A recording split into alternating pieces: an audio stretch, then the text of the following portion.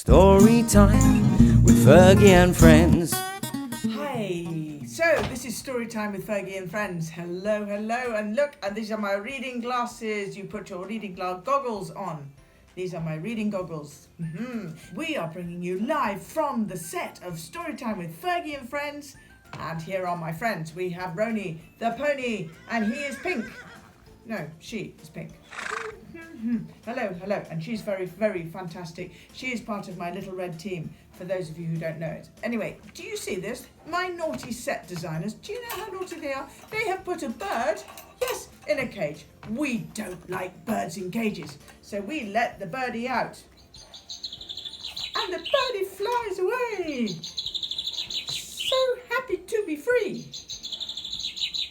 Yes, what are you saying, birdie? Oh, you want me to read a book?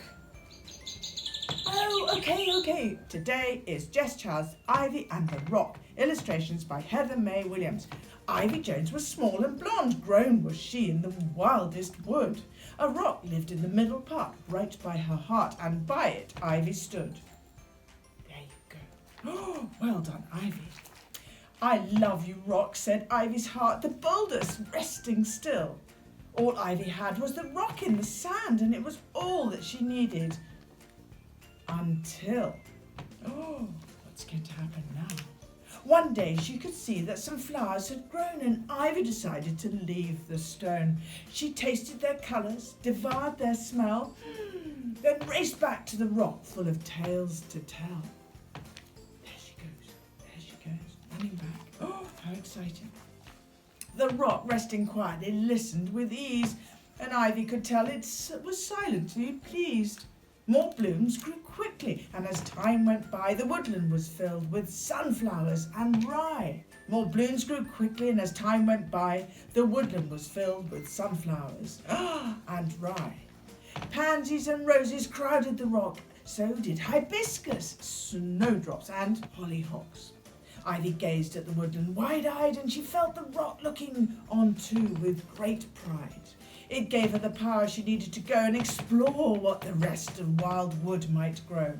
And yet the path to the rock had grown crowded and long, but still it remained there, steadfast and strong. Yes, the time Ivy found to share news with the stone grew shorter the more she adventured alone. But the rock didn't mind. In fact, it was glad to hear news of the wild wood that Ivy brought back. One day Ivy had big news. She had built her own house with its own set of views.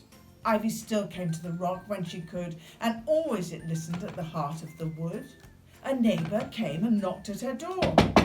He said that the rock couldn't stay anymore. No, Ivy ran to the rock. It had already left. She threw herself into the woodland and wept. Don't cry, Ivy, please don't cry. I love you, rock, said her weeping heart, and she started to walk down the overgrown path. At the end was the crater the rock had called home, and Ivy felt sad standing there, all on her own.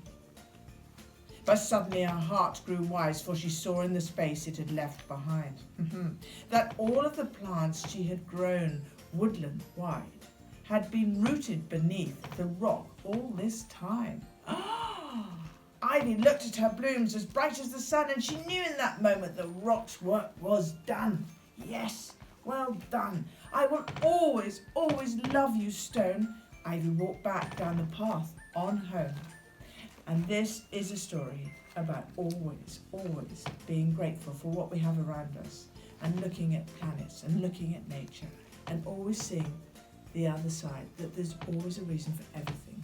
So we live in hope, we live in inspiration, and we say, God bless, God love, and see you soon. Well done, everybody. Bye. With Fergie and friends.